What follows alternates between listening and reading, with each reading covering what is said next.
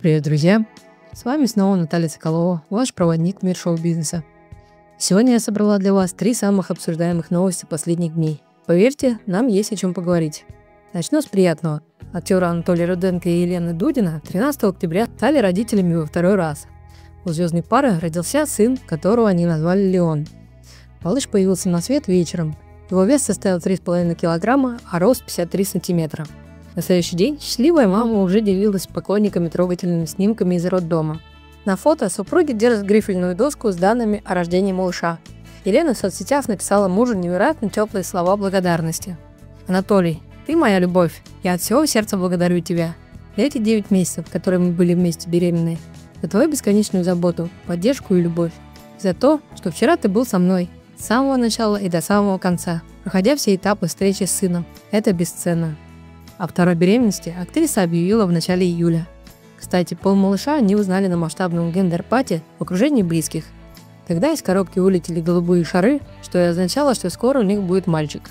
Елена призналась, что беременность далась ей легко, без токсикоза. При этом она вела очень активный образ жизни.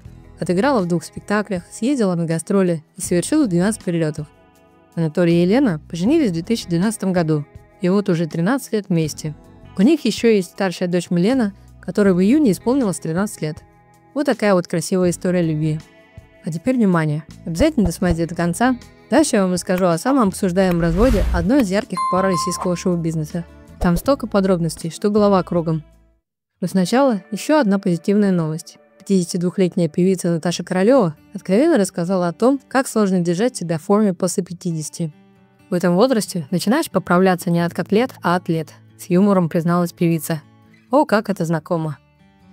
Недавно она с мужем вернулась из санатория в Ессентуках. Там певица планировала оздоровиться и похудеть. Но плану помешало одно обстоятельство.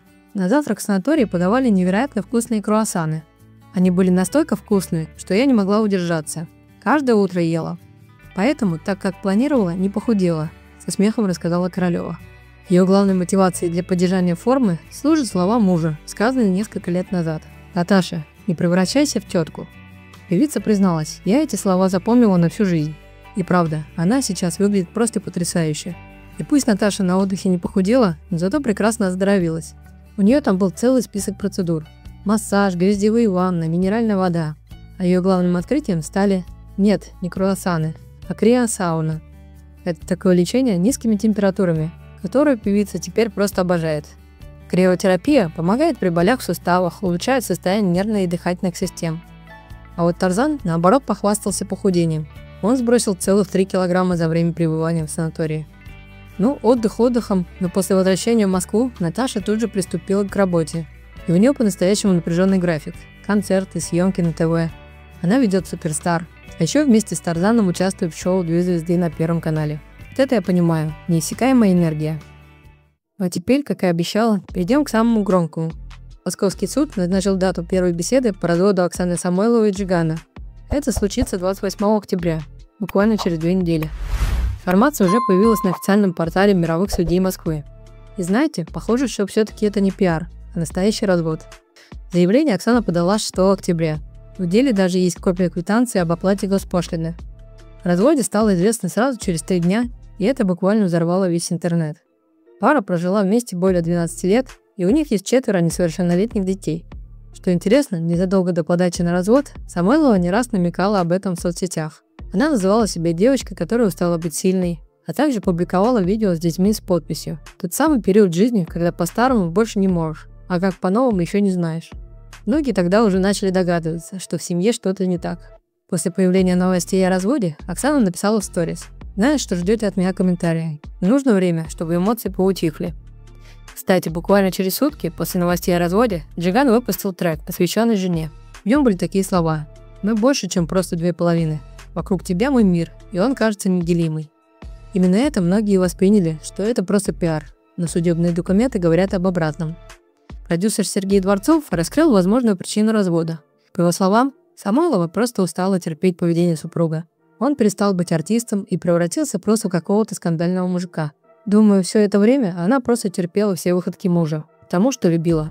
Но всякому терпению приходит конец, категорично заявил продюсер. Оказывается, блогерша долгое время закрывала глаза на то, что Джиган, несмотря на наличие семьи, постоянно появлялся в обществе молодых девушек.